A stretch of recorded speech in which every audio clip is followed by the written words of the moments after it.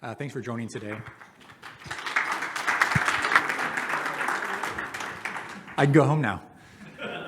Job done. So let me get to what it is I want to talk about today. So I want to take some time and explain how we should be reorganizing our approach to communicating with stakeholders and others in driving our incident management process and procedures, specifically during crisis, big incidents. You don't want to do what I'm going to suggest for a small incident. We're going to decompose this. We're going to talk about why we have it in this order, what information we have up here, how different pieces support each other, and how we're going to get to it, and then how you guys can do this on your own. At the end, I have a nice QR code that you can scan and get to a Miro board, and then you can take all of this and reuse it for yourself. You can pleasantly steal it. Going backwards into the agenda, what I've just said, we're going to introduce the concept, talk about some of the reasons why, talk about the objectives, the building blocks of the objectives, and then run through an example of how to build that screen. A little bit about me. I've been coming to FIRST for about 15 years. I'm a partner at New Anderton, and I really enjoy sharing the things that I've learned. So if you have questions, just ask. So decision-making is important, specifically when we're looking at our audiences. We're looking at different profiles. These could be C-suite, these could be board members, these could be any number of different types of stakeholders.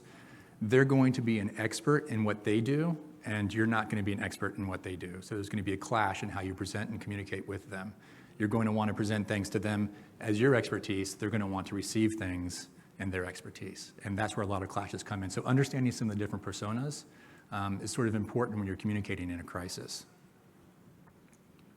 And what do I mean by that? Well, experts make decisions. So if we take the point of view of we're trying to present information to our audience in a way that they can consume it, what is it that they're going to be paying attention to? How are they going to structure that? What models are they going to have in their head? What's their criteria or their matrix? And then how are you going to be able to fill that in and communicate that in a rapid way for them? So experts are looking at 6 or 7 items. They're looking at weighting those items differently, and then they're going to consume them in a non-linear way. So a great example of a non-linear way is you have this awesome slide deck, you're standing up, you're ready to present, and as you go from slide 1 to slide 2, all the questions start to come in because you've presented in a linear way that makes sense to you in your models, and they're trying to understand what model you're trying to build in their head. So they might have 50, 100, 750 different types of models in their heads, and they're looking for a fastest way to start making assumptions and to make assumptions safely. And so by you giving that information, they can look at these key items and they can start to weed out the different models and get down to just a couple of select pair of models and then go, right, I've got it. I know what you're saying before you even need to finish what you're saying. So that's what they're trying to do. That's what all of us are trying to do. They also terminate at a threshold. So if you can get the right couple first, they really don't need anything else afterwards. They can make a decision based on the few pieces of information. So while they need 6 or 7 to make a decision, if you can give them the right 1 or 2 up front, they don't need to hear the rest. So now you're being efficient in communications, which is also an objective of this. Experts have similar criteria. What's real interesting, if you look at sample sizes for doing experiments, you'll normally see something like a handful for certain types of experiments you're doing, or you'll see a general population range from, say, 30 to 500. With experts, you only really need about 5. And the reason you only really need about 5, you can get away with 3 or 4, by the way. The reason you only really need about 5 is because experts generally have the same models. They generally have the same assumptions, and they generally know the same things that will result in the same activities or actions or outcomes. So you don't need to have a lot of experts. So if you can tap into an expert ahead of time, so sit down with your stakeholders and say, hey, what information is you need? How should I present this to you? That can get you going a lot faster during a major crisis. And then matching expectations to the criteria is deemed to be an expert. So if you know what their criteria is and you're able to populate that information, you're going to be seen by them as another expert because experts understand, right? We only need 5 experts, right? So skipping ahead for a second, looking at a simple example. So a real simple example of this, to do something like this during an incident, is you want to set your objective, you want to list out the possible questions, and then you want to prioritize. You can even ask them, what is the priority order of getting this information to help you make a decision? Easy one, making a purchase of a car, right? Car price, would that be anyone's first item? What if I said a car was, $1,000, or if a car was $1 million? Is that easy for you to make a quick decision, I'm going to buy or not buy? And then what if I said safety? So safety sometimes is higher than price, but depending on the information you have, and this is the key point I want to bring out, if one of them is so outside the normal bounds, of operations or expectations, you can put that one first. So if a car's $1 million, majority of us probably aren't going to buy that in this room. Mark's saying no. Mark's not going to buy it. Not even for $1 million? Okay. And then so number of seats. So you can simple example, hopefully intuitively everyone's grasped this. Okay, cool. Missing criteria is assumed as being a negative. So if you're missing things, it's assumed you're not an expert and that will be held against you. And that's when that shark fest happens. They start to circle at the end of that transition from slide 1 into slide 2. That's where they're going to start peppering you with a bunch of different questions. They're just going to hit you because you probably missed something and now it's negative and now they need to build a model. You're not helping them and they're going to force you to help them. Metrics and tests are considered positives, so there's a positive weights. So if you have metrics or tests, again, in the example that we had here, car safety is done how? Tests and metrics, right? Same with vehicle mileage. We don't just believe when someone says, hey, my car does 1 million miles to a gallon of gas. And then addressed criteria is viewed as an expert. So if you know the criteria and you meet their expectations, and you also have addressed all the criteria, you're even seen with another positive light there. So we have a few minutes. Does this make sense? Anyone have any questions, any clarification? Did I do okay explaining that? Okay, I've seen some yeses and nos, good. Okay, so what does an incident management example look like? Again, set the objective. What is it you're trying to communicate? List out the possible questions. We have a data breach. Up here, I have a real easy example, type of data accessed. If the type of data accessed was public, that would be something you want to say first. The data that was stolen from our organization was our public data from our website. Okay, was that really stolen? No. Was it in some kind of reserved place, not ready for publish maybe? Who knows? So there's other issues there, but let's say it's just public data was stolen. Do we really have a data breach? No, it's easy intuitively for us to say, no, there's no data breach here. That's public information. It's meant to get out. In fact, thank you. They got it out for us better even, right? If it's not public data, you can see how all of a sudden this isn't so easy. Then the question is, well, was it sensitive data? Well, what kind of sensitive data? Was our customer data? If it's this customer data, was it that customer data? Was it in this jurisdiction? Was it in the right jurisdiction when it was stolen? So you can see how one of these real easy ones all of a sudden might turn to something really complicated. So you might not want to put that one first if it's not an easy one to get rid of. So you might, based on your answers, restructure the priority order to help them make a decision. The end objective is to be seen in a positive way and to allow the person who needs the information to make a decision to do it as quickly as possible. So that's why you want to structure these. Cool? We'll keep going. Okay, communication should be efficient and it should help us drive things forward as well as manage the activities. What we really want to do is we want to drive efficiency into a standard operating pace. So we want to move into what we call here steady state. So you ramped up real high, everything's going really hard for the first day or two of your crisis. You've got buy-in from everyone, everyone's interested. Sometimes they're really interested. Sometimes you end up on the phone bridge of death, right? And you've got every executive coming in at their own leisure asking you a bunch of questions. So part of what I want us to get to, I'm going to go through the build slide here. Part of what I want us to get to is something like this, so they know when they should be joining the phone bridge. They know when the next piece of information is coming. You've demonstrated expertise. You've alleviated their concerns and demonstrated expertise in your communication and capability and mastery of the topic, right?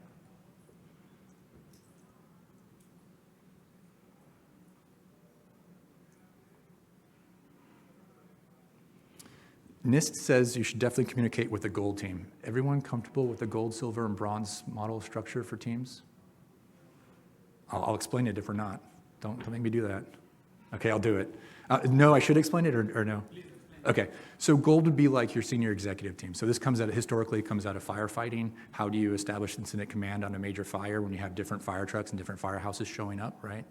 So gold would be the executive team, silver would be the layer below, so think of them as like the VPs or the director level, and then bronze would be the execution or tactical team, right? So NIST says you should definitely have a gold team, you should definitely do it at least once a day. FEMA has a few more opinions on this. Think about what NIST does, think about what FEMA does. That makes a little sense here if you think about it. FEMA says you should be definitely communicating with the silver and the bronze team, and you should be doing it between every 4 hours and every 24 hours. I would say for the tactical, probably every 12 hours, and for the supervisors, probably once a day is good enough. And probably before you brief the executives, because the silver team probably has an idea of the criteria, right? Going back to the criteria, right? The silver team probably has a better idea of the criteria for the gold team, so they'll help you craft that message. And what's interesting about FEMA is they thought of this as well in their FEMA planning P. So they say have planning meetings and then have sync meetings. So talk about what it is you need to talk about and then deliver that information. And so what happens here, and this is the FEMA planning P, if you can't read it, you can just Google it, it'll come up right away. In the stem of the P, you have this major incident. It rolls up, it gets to incident command, and then we hit the yellow box and we start the cycle, the daily activity here. Incident command is setting objectives, and you're working through all the different teams, right? Think tactical, strategic, so think bronze, silver, gold. So far, good? Okay. Building blocks. So the building blocks, it's great to have an objective, right? But we need to support that objective with relevant information, and that's how we get to that big table. The things that we put in that table would be tasks, work streams, confidence levels, and time estimations. Confidence levels are really important. There's some study that was done in the past few years, and it said basically that if you have a binary decision, you're more likely to pick the wrong path, and you're more likely to have a failure. So if you can make two decisions, red or black, you're going to choose the wrong one about 70% of the time. Whereas if you can shift it to two or more, so multiple choices, say 3 choices or 4 choices, your chance of picking a better outcome increases dramatically. I don't remember the percentage. It was good. So the idea here is confidence levels allow you to have a conversation of different levels for the same activity. So instead of having a theoretical argument about how long it's going to take to find a specific artifact in a system, you can just say, look, hey, we have low confidence now, and in a week maybe we'll be at moderate confidence. All of a sudden you're moving on. You're not having a debate. So objective, just like writing a resume, objectives have certain attributes to them. SMART is a real common one, so specific, measurable, action-oriented, realistic, and time frame. So time is important in an objective in and of itself. Easy example here, before Monday, identify what data was exfiltrated from the MongoDB server. MongoDB, because that just, yeah, it's a good, easy example. Tasks, nothing overly complicated here, keep them simple. The important thing is that you can have a single task and it can actually support multiple objectives. Just make sure when you're going through and managing this that you're updating them and keeping it going. Workstream. Workstream is an easy way to organize people, staff, and activities. Think of workstreams as like my communication workstream, my external counsel workstream, my monitoring workstream, multiple types of incident response work streams from like digital forensics to log analysis. You can create any type of work stream you want. Here, I just gave you a sample. Again, they're on that Miro board, so if you click on it, you can get this and reuse this. You're going to want to identify the work stream, the person in charge of the work stream, the members of the work stream, and then a couple key activities, because when you're presenting information over and over again, you're not sure who's looking at it, and they're going to ask a question. They're going to be able to self-serve here if you have these documented in your place. Confidence levels are important. These are well-defined. These are from 2013. If anyone has any more information on new types of confidence level or something else I should be using instead of confidence level, I'd be really interested in having a conversation because these are 10 years old and I haven't seen an update yet, and I could have missed it or there could be something new out there. So if anybody has anything on confidence levels, let me know. Be real interested. Cool. The idea behind these is that you're communicating on where you think you are with something and where you think it's going to go and how it's going to get there. And that's where that table comes in. You'll see the confidence level in there as well. So we use low, moderate, and high, and these are very easily defined. Don't be afraid to use high. Some organizations are afraid to use high. Don't be. Time estimation, how long will a task take, and how long will an objective take based on those tasks. So what I mean here is you're going to have an objective. You're going to have a series of tasks under those objectives. Each of the tasks will have a timing, but you'll have to make an assessment of where you think the objective is going to end at based on the timing. You might have some tasks go longer than the objective time, and that's okay. If some task is going to take 5 days and you set the objective to be answered in 3, that's okay. Just understand that you're making just a decision here, a feel. And then putting the pieces together. So here I have a framework. Because this is probably really hard to read, I'll go ahead and read out, so bear with me. I'll go ahead and read out the different fields across the top, and then try to stay with me as I zoom in. So objective, description, current confidence, future confidence, time estimate, progress, assessment, assigned teams, and notes. So assigned teams would be a work stream. Okay, so the first thing you do if you're the incident commander, it might be you, maybe a couple of the folks sitting in a room, you're gonna start coming up with objectives. You're not gonna have all the players in the room initially, right? Because it's something you're gonna do on day one. This is gonna be one of your close to immediate tasks. So you're gonna start coming up with a couple list of objectives. The first one here in this example is determine the scope of the data breach.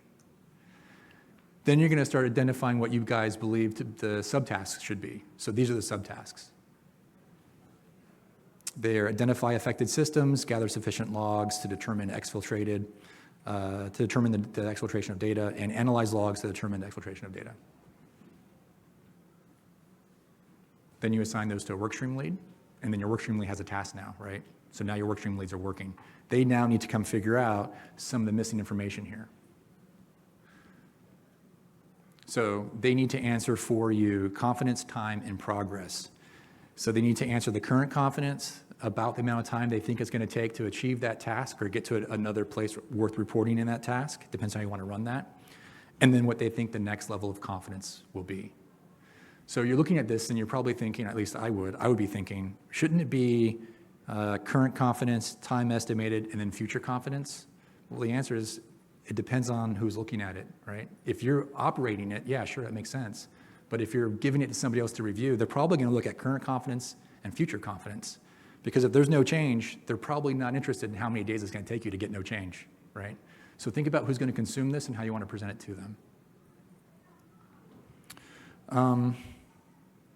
Then I think the next thing you want to do is, fill out an assessment. So if you had something, I want everyone to think, if you had an assessment where you're at low, if you do some work, you're going to stay at low, and it's going to happen for a few days, what do you think your advice to the stakeholder or to the person you're briefing is going to be? Anyone want to take a guess? Anyone want to make a statement?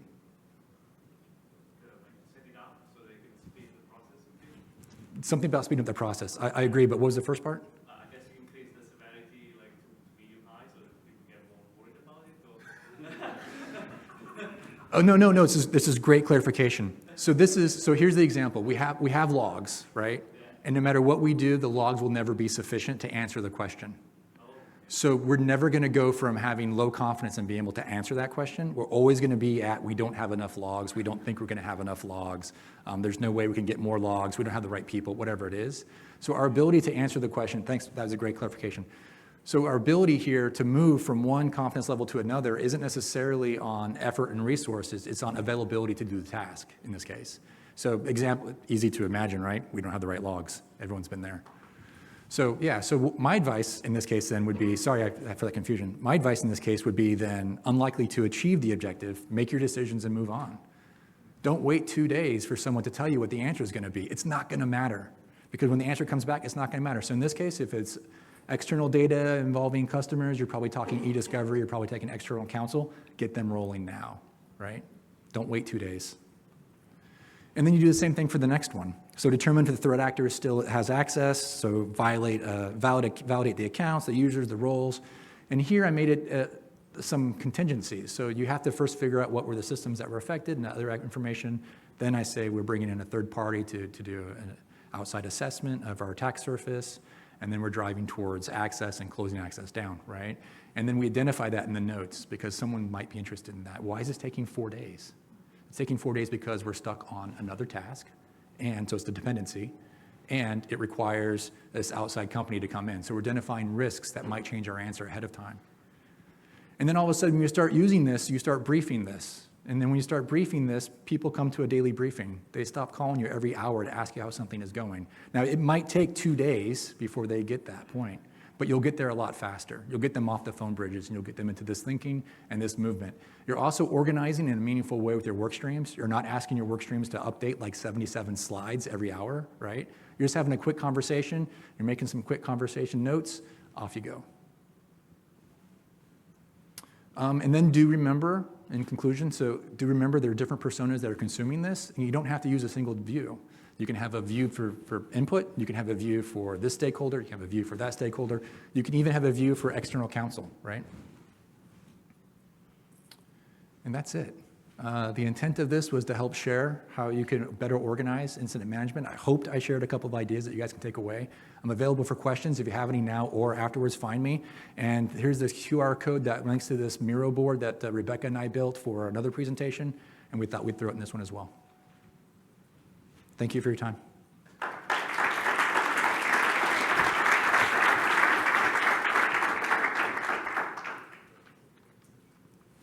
Any questions right now? We have one in the back. Oh, we have a couple.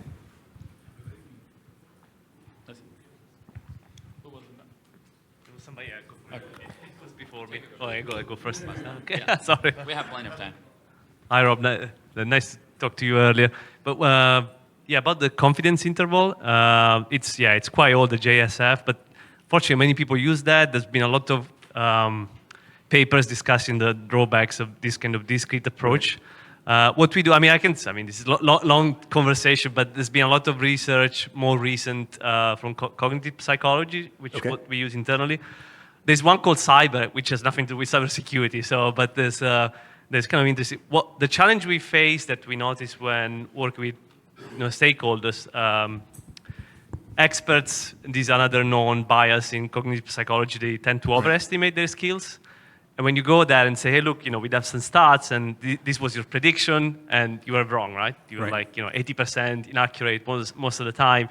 Just people get angry. So it's kind of the challenge of questioning people, especially when you are the what you call the golden levels. And I don't have an answer to. I'm basically a cognitive psychologist, and it's kind of tough to have those conversations. But I don't know if you have any experience to share when people get. Okay, so when you have someone who, so the question is, when you have someone who doesn't want to believe what you're telling them, I don't know where it was, but within the past hour and a half or so, someone just shared somewhere that, it was one of the Austrian team members shared that they had notified 2 companies in Austria over the past week of systems being vulnerable, and their response back wasn't thank you, they were compromised. And the response back wasn't, thank you, we'll work on that. It was, no, we patched, we're good. So people just don't want to believe it. And so I've been in there. I've been in a situation where, for example, you're talking to the C-level and the CEO jumps up and he says, no, we're not going to pay the ransomware ever. And that's before that person has received any information.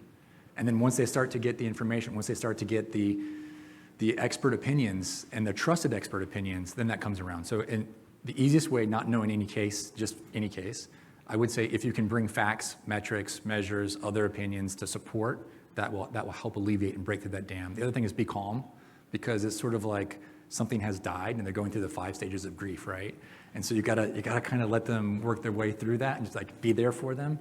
So, but there will be some pushback, as there should be. They should challenge, and if they're not challenging, maybe they're not doing enough of their job. So, great question. Yeah, thanks very much for the presentation. So my question is more going towards the intervals. I think especially for gold and silver, you outlined it quite well, right? But I'm more thinking about the tactical level actually. And there's a trade-off in aligning too much and doing too many sync-ups, right? So I wanted to see what kind of experience can you maybe share on the tactical level, right? What is a good interval? So how do you drive the work streams to the technical level? I would say twice a day. I would say the beginning of the day is a wrap up of what was left over from last night and not done, especially if you're following the sun or working 24 hours. So 2, to answer the question, how many meetings would you have with the technical team from an incident command point of view? 2, but I would do one early in the morning, which is just a diff, but I guess it is technical, a diff between what happened at the close of business the meeting day before and now, just to, did anything break overnight? Did we find something suspicious or funny that I need to go call someone immediately with, right? So just high priority items, very small, very short stand up. Then I would do towards later in the day, maybe 3 or 4 in the afternoon. That way you have technical done, and then you can start getting all the other meetings prepped for end of day. So my recommendation would be 2. And then that's why you have the work streams, is because the work streams can then just go off and do work, and then the one work stream lead is coming into the meeting and talking with you. So you're not pulling the whole tech team in. Also, I would not necessarily have the technical team. I'm waving my finger like I'm a school teacher. Sorry. No. Chiding my child, I apologize. I would not have the technical team necessarily join the gold team meetings at all. The communication paths there can be crossed. The requirement to be precise versus being vague, the drive to get an answer versus make a decision, it can just lead to a lot of confusion and waste of time. You can do it, I just wouldn't have it as a standing policy. And then the gold team will ask the technical team a question, and then it just goes sideways. Absolutely agree. So thanks very much. Sure. Any more questions?